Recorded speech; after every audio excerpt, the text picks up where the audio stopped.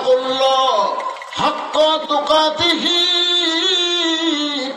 কেউ যখন দেখে না, দেখে কে?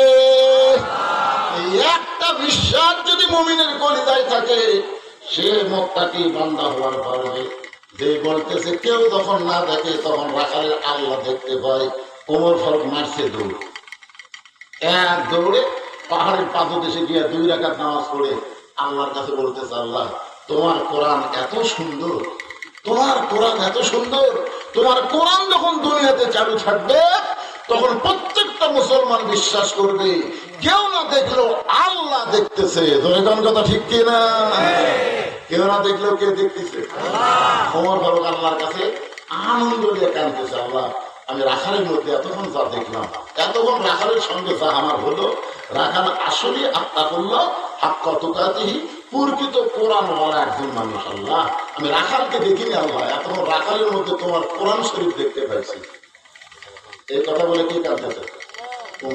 পিছনে রাখাল এসে বলতেছে, যতই কান্দো তুমি, যতই কান্দো ওটা দুধ দেওয়া যাবে না।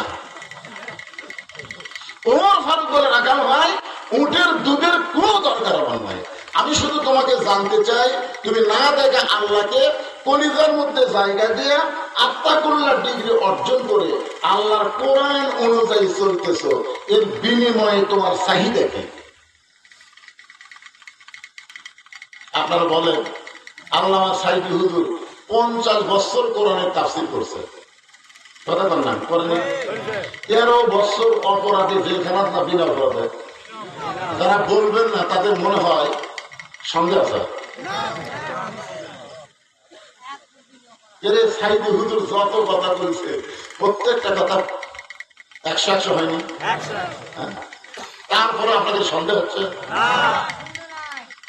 বিনা দোষে তাকে 13 বছর জেলখানায় বন্দি করে রাখছে।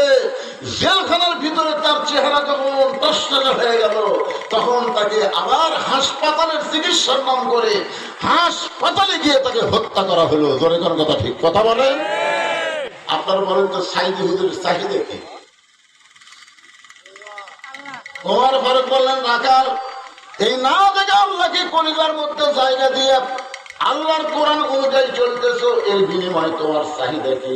কারণ তোমার তো ভালো কোনো বাড়ি নাই, ভালো কোনো চাকরি নাই, ভালো কোনো খাবার নাই, এই রোদে পড়ে পড়ে তুমি কুটুম্বা চলাও, এর বিনিময়ে তুমি আল্লাহর কোরআন মানতেছ, এর বিনিময় হিসাবে তোমার চাহিদা কি? রাখাল ছোট্ট বাচ্চার মতন কান্দার করে, পথিক আমার চাহিদার কথা যখন শুনতে চাও তাহলে শোনো।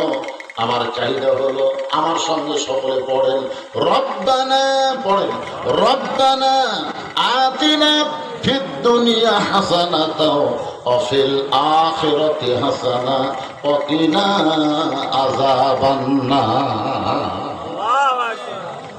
ওমর ফারুক বলে, পাগলা আমি তোমার কাছে তোমার চাহিদার কথা শুনতে চাইলাম, আর তুমি আল্লাহর কোরআন আয়াত শোনায় দিলে।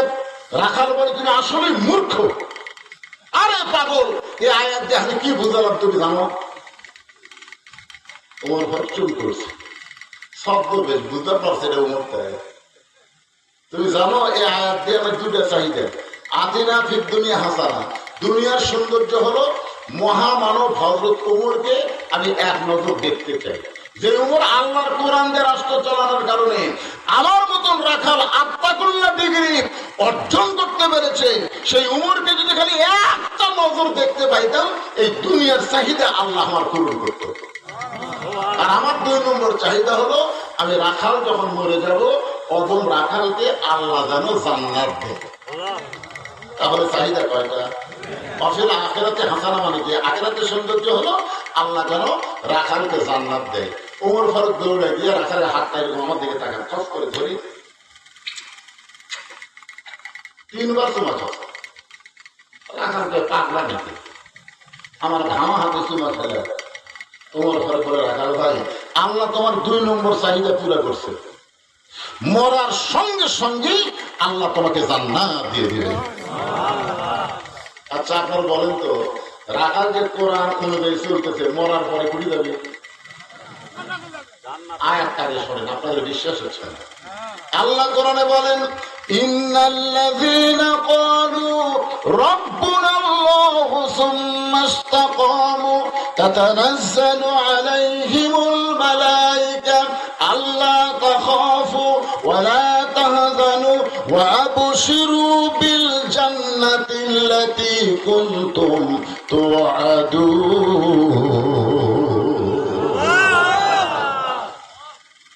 ওমর ফারুক বলতেছেন রাখাল তোমার 2 নম্বর চাহিদা আল্লাহ পুরা করবে না, পুরা করছে। মরার সাথে সাথে আল্লাহ তোমাকে জান্নাত দিয়ে দিবে। আপনারা সুবহানাল্লাহ করেন, কিন্তু রাখাল পায় না। ওমর ফারুক বলে রাখাল মরার সাথে সাথে আল্লাহ তোমার জান্নাত দিবে, সুবহানাল্লাহ কও। রাখাল কয় না। ওমর ফারুক বলে রাখাল মরার সাথে সাথে আল্লাহ তোমার জান্নাত দিবে, তুমি সুবহানাল্লাহ কও না। রাখাল বলে প্রতি মরার পরে আল্লাহ জান্নাত দিবে, এই বাকি কথা ভালোই বলতেছো, কিন্তু হযরত ওমরকে আমি এক নজর দেখতে পাবো, এই নগদ কথা বলতে তোমার কোন জায়গায় বাজে? একটা হলো নগদ, একটা কি নগদ বলেন না? হযরত ওমরকে দেখায় নাকি? আর মরার পরে জান্নাত নাকি?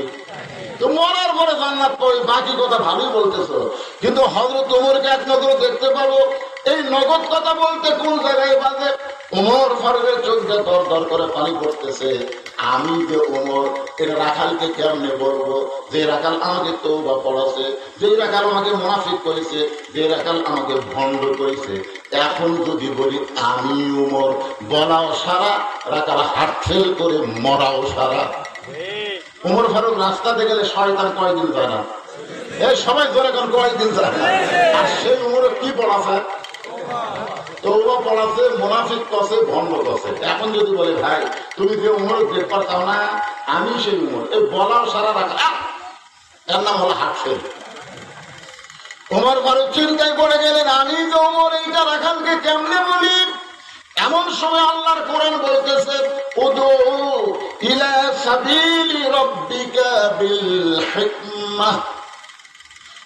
ওমর ফারুক বলে রাখাল সত্যি যদি ওমরকে তুমি দেখতে চাও, তাহলে ফজরের নামাজ তোমাকে সামনে কাতারে আদায় করা লাগবে। ফজর যদি সামনে কাতারে আদায় করো, মেহরাবের মধ্যে যে মানুষটা দেখবা ইমামতি করতেছে, ওই মানুষটি হলেন হযরত ওমর। এখন আপনারা বলেন তো, কোন দল ক্ষমতা পেলে ইমামতি করবার পারবে?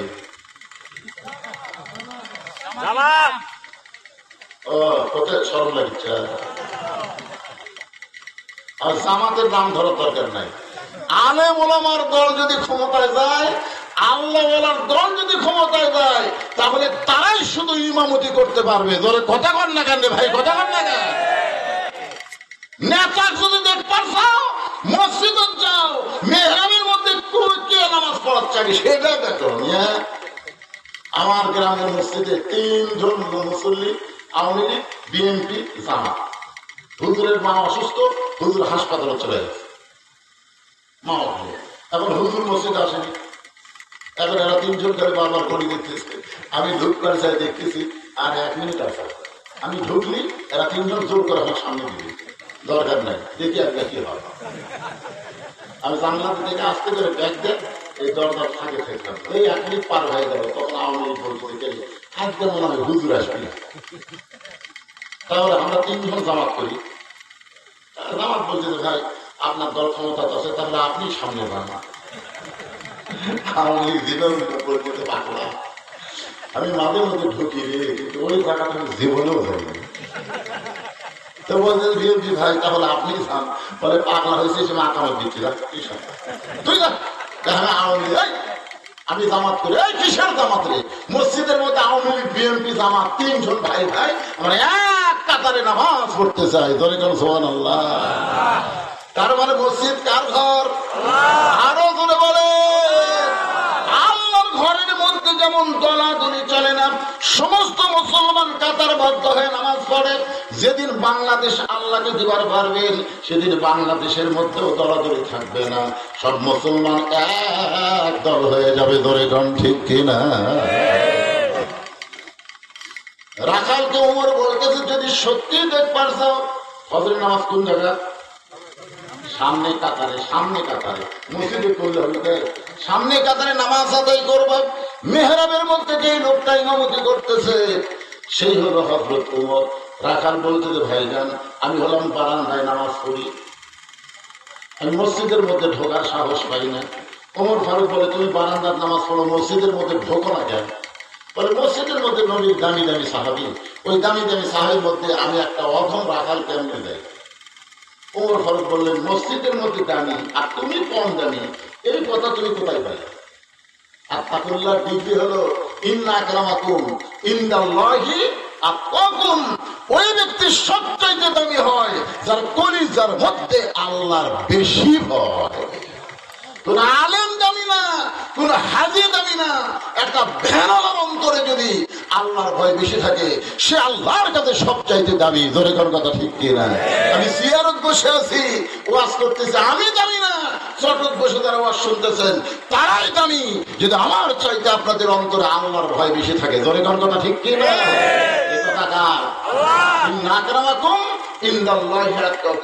রাখাল তুমি বারান্দার নামাজ পড়ো, তুমি কম দামি, আর মসজিদের মধ্যে নবীর সাহাবীরা নামাজ পড়ে তারা বেশি দামি। এই উল্টা কথা তোমার বুঝালো কে? উমরকে যদি দেখবার চাও, সামনে কাতারে নামাজ পড়া লাগবে, এখন কি করবো কর? রাখাল বলতেছে, তাহলে আজকে এশার নামাজ পড়ে আমি আর বাড়িতে যাচ্ছি না। ওমর ফারুক করলেন, এশার নামাজ পড়ে বাড়িতে যাবো না কেন? বলে, এশার নামাজ পড়ে যদি বাড়িতে যাই আর সামনে কাতার যদি না পাই, এই জন্য এশার নামাজ থাকে আমি সামনে কাতারে ধরার একটা চেষ্টাই থাকবো। ওমর ফারুক বললেন, রাখাল তোমার কাছে আমার একটা প্রশ্ন হলো, 5 ওয়াক্ত নামাজের 3 ওয়াক্ত তাড়াতাড়ি, আসর মাগরিব এশা, 1 ওয়াক্ত শেষ না হলে আর ওয়াক্ত, শেষ ওয়াক্ত শেষ না হলে আর ওয়াক্ত, 3 ওয়াক্ত তাড়াতাড়ি না? আসর মাগরিব এশা তাড়াতাড়ি না, বুঝতে পারছেন না? কিন্তু 2 ওয়াক্ত লম্বা কেন? এশা থেকে ফজর আর ফজর থেকে জোহর, এই 2 ওয়াক্ত লম্বা কেন? রাখাল ভাই মূর্খ মানুষের করবারই। ওমর ফারুক বললেন, তাহলে শোনো, ফজর থেকে জোহর আল্লাহ লম্বা দিছে, যে লম্বা সময়ের মধ্যে তুমি দুনিয়ার কাজ কাম করবে, আর আবাদ করবে, ধান আবাদ করবে, ব্যবসা বাণিজ্য করবে, চাকরি বাকরি করবে, এইগুলা কাজ কাম করতে গিয়ে তোমার দেহের যে ক্ষয় হবে, দেহের একটা ক্ষয় আছে না নাই, এই দেহের যে ক্ষয় হবে, এশা থেকে ফজর আল্লাহ লম্বা সময় দিছে, ওই লম্বা সময়ের মধ্যে তুমি ঘুম পারলে ওই ক্ষয়টা আল্লাহ ঘুমের মধ্যে পুরা করে দিবে। তাহলে তুমি যদি এশার নামাজ থেকে ফজরের নামাজ ধরবার পাও আর তোমার চোখে যদি ঘুম ধরে, তখন কি করবা? রাখাল বলতে, ঘুম যদি ধরি মসজিদের মধ্যে ঘুমায় যাবো, যেই কষে মসজিদের মধ্যে ঘুমাবো, ওর বর্গের চেহারা রক্তের মতো লাল হয়ে গেছে। এই রাখাল মসজিদের মধ্যে ঘুম পাড়ার দলিল দে।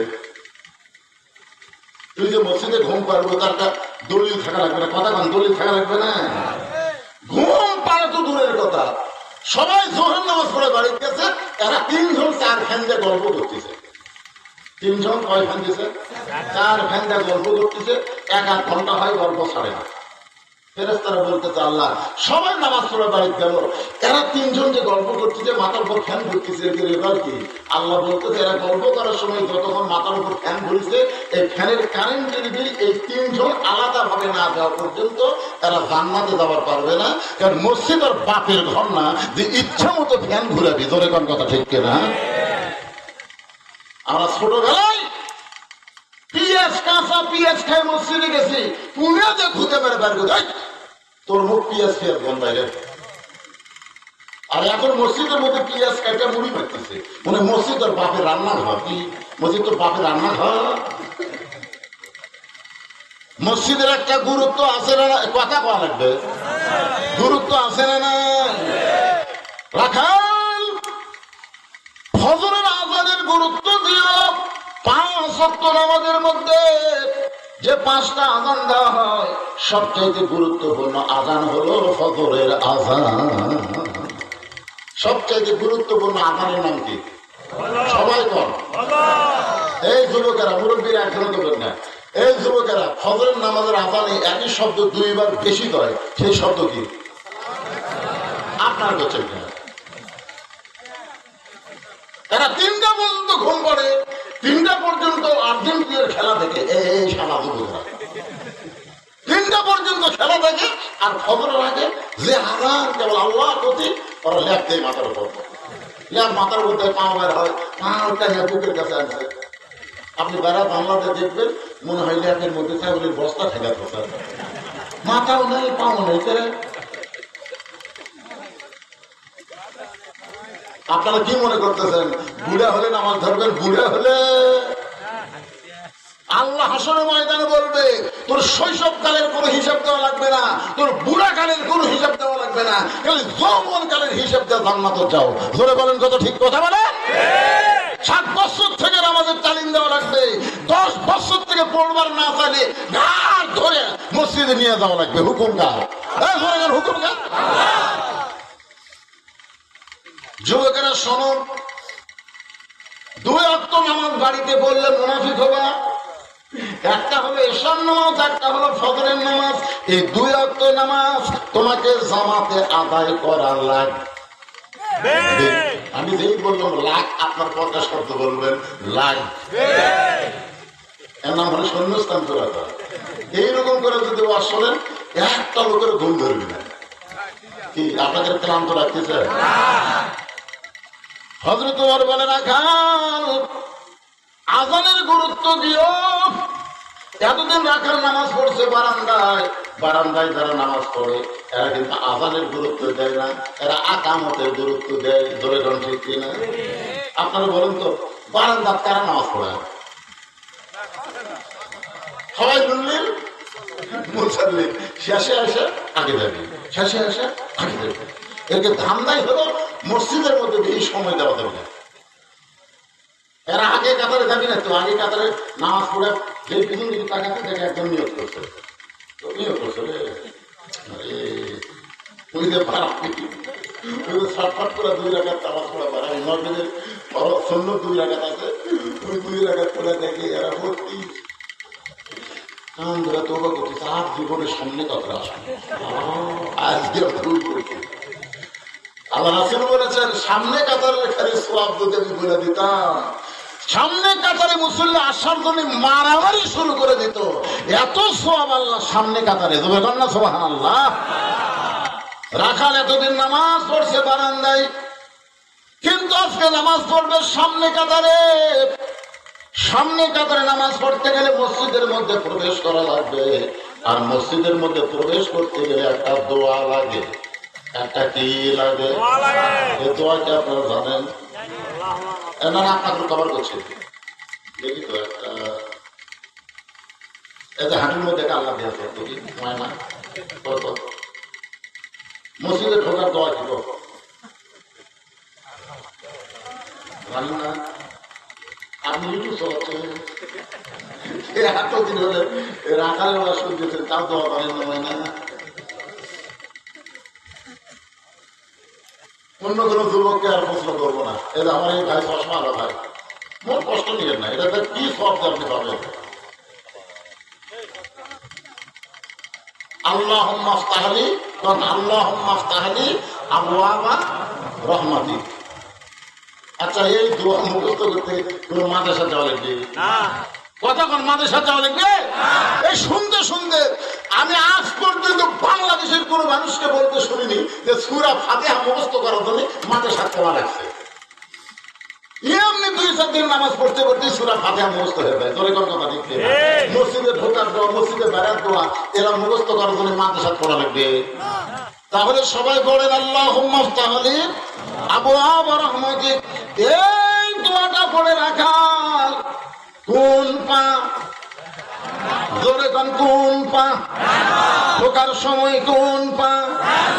বের হওয়ার সময় কোন পা? যদি কেউ ফতোয়ার কিতাব আছে, যদি কেউ ঢোকার সময় বাম পাওকে মনে ভুলে ঢুকছে, খেয়াল করেন ফট করে বাম পা দিচ্ছে, আল্লাহ রাসূল বলতেছেন যখনই মনে হবে সে বাম পায়ে ঢুকছে তাকে আবার ব্যাগ গিয়ার দেওয়া লাগবে, আর মাথা কাট করা হবে না, ওইভাবে ব্যাগ গিয়ার বোঝেন না, ওইভাবে পিছনে আসা লাগবে। আসা আস্তাগফিরুল্লাহ পড়ে তারপরে ডান পা দিয়ে আবার দোয়া করে ঢোকা লাগবে। যদি আপনি বাম পায়ে ঢুকাই যান তাহলে আপনার নামাজ মাকরুহ হবে। সেই জন্য আবার কি করা লাগবে? খেয়াল করছেন? ব্যাগ গিয়ারে আসা লাগবে, মুখ ঘুরে পারবেন না, ওই ব্যাগ গিয়ারে ব্যাগ গিয়ার বোঝেন না, ব্যাগ গিয়ারে আসে আমার আস্তাগফিরুল্লাহ আমার ভুলে গেছে আল্লাহ, এই বলে আমার ডান পা দিয়ে মসজিদের মধ্যে ঢুকতে হবে। রাখাল ডান পায়ে মসজিদের মধ্যে ঢুকে সামনে কাতারে যাবার চাই। এতদিন রাখাল নামাজ পড়ছে কোন জায়গায়? জোরে গান কোন জায়গায়?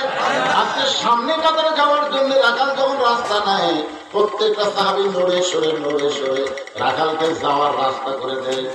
রাখাল মনে মনে বলে, আল্লাহ আল্লাহ, এতদিন মনে করেছিলাম মসজিদের মধ্যে দাঁড়িয়ে, কিন্তু আজকে ভিতরে ঢুকে দেখতেছি আমিও যা এরাও তাই। আপনার ভিতরে না ঢুকলে বুঝতে পারবেন না।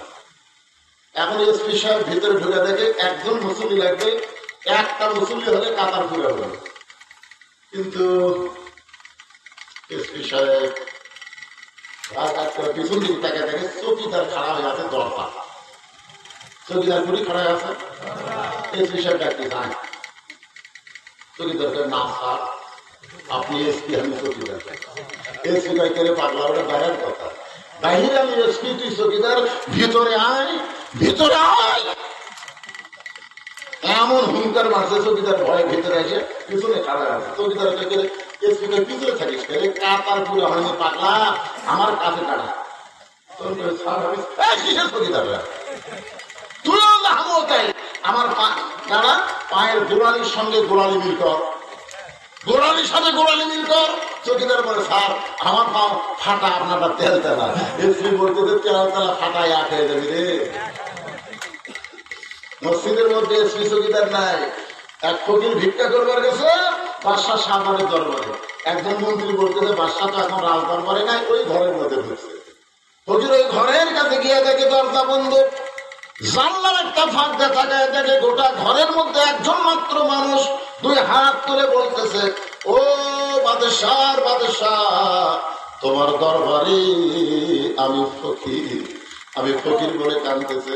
ফকির মনে মনে কয়, আইলাম বাদশার কাছে, কিন্তু ভিতরে ঢুকে দেখি আমিও যা বাদশাও তাই। তাহলে আসল বাদশাকে? আসল বাদশা মানুষ না, আসল বাদশা হলো তাবারাকাল্লাযী বিয়াদিহিল মুলক ওয়া হুয়া আলা কুল্লি শাইইন কাদির। আসল বাদশা হলেন আমার আল্লাহ। লিল্লাহি তাকবীর। হাসিনা কইছিল, এই দেশ আমার বাপের, এই দেশ আমার, এই দেশ আমার বাপের, এই দেশ আমার। 41 সালের আগে আমার নামাকে আল্লাহ কয়, 5 তলা দুটা 1.5 লাখ টাকার খাট, 12,000 টাকার কম্বল পড়ে তামারে গাঁও দিয়ে কয়, আমার বাড়ি, আমার ঘর, আমার জামাইকে। 9টার সময় এই কথা কয়ে বেড়া ঘুমিয়ে গেছে।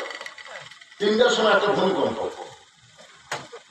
তো না, বিল্ডিং খালি দৌড়ে উঠছে।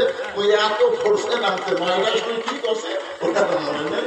এত ফোর্সে নামছে, কম্বলের মধ্যে লঙ্গি খুলে আছে, ওটাও আর পড়ার টাইম পায়। আল্লাহ কয়, আল্লাহ নামাইলা তাই বলে ন্যানটা করে নামালা। হাসিনা 41 সাল লাগলো না, 24 সালে আল্লাহ তোমাকে ন্যাংটা করে নামাই দিল। ধরে কোন কথা ঠিক কিনা?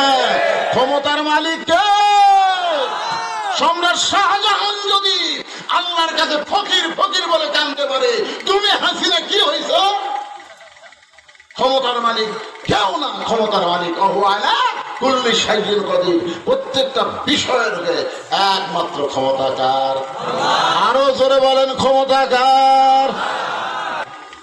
বিশ্বাস হচ্ছে না? আপনারা যেখানে বসেছেন, আল্লাহ যদি উৎপাদ দেব না রে পারবেন? আজকে আমার কি হয়েছিল জানেন? 2টার সময় ডায়াবেটিস নীল হয়ে ঠাস করে পড়ে গেছি রে ভাই। 2টার সময় পরে আমার যে রক্ত বাস করলো আমার নাতি, মেশিনটা আমার এখান থেকে রক্ত বার করে পরীক্ষা করে দেখে ডায়াবেটিস 2, আমি নীল হয়ে যাচ্ছে। সাথে সাথে চিনি, তারপর শরবত টরবত মিষ্টি সন্দেশ যা আছে মুখের মধ্যে ঢুকে দিতে সময় আমার মতন একটা জুয়ান তাগড়া মানুষ পড়ে গেছি ভাই। যদি এরা চিনি মিনি না ঢুকাতো, আল্লাহ তোরা ওটার ক্ষমতা নাই রে, ওটার ক্ষমতা নেই রে। আল্লাহ আল্লাহ আল্লাহ। মানুষ অহংকার কেমনে করে, কেমনে পারে না। 2 জন 3 জন ধরে তুলে দেয়, কোন মতো নায়ক পাইয়া মাথা ভাঙ্গা পাগলা, তুই লিজি হেঁটে পারিস না ঠিক মতো, ক্যাঙ্গল ব্যাঙ্গল করে হাঁটিস। আর ওই স্মাইকটা খেলা হবে, খেলা হবে। কিরে পাগলা, খেলবার গেলে মাথা লাগবি রে, মাথা খারাপ, খেলা না।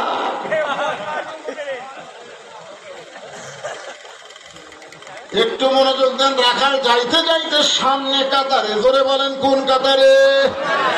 মেহরাব বরাবর সামনে কাতারে রাখাল দাঁড়ায়। ফজরের 2 রাকাত সুন্নত, ফজরের 2 রাকাত ফরজের আগে। ফজরের 2 রাকাত সুন্নতের গুরুত্ব কিন্তু সবচাইতে বেশি। যত সুন্নত, 12 রাকাত সুন্নত আপনার পড়ায় রাখবে। কয় রাকাত? 12 রাকাত সুন্নত হলো সুন্নতে মুআক্কাদা, আপনাকে পড়তেই হবে।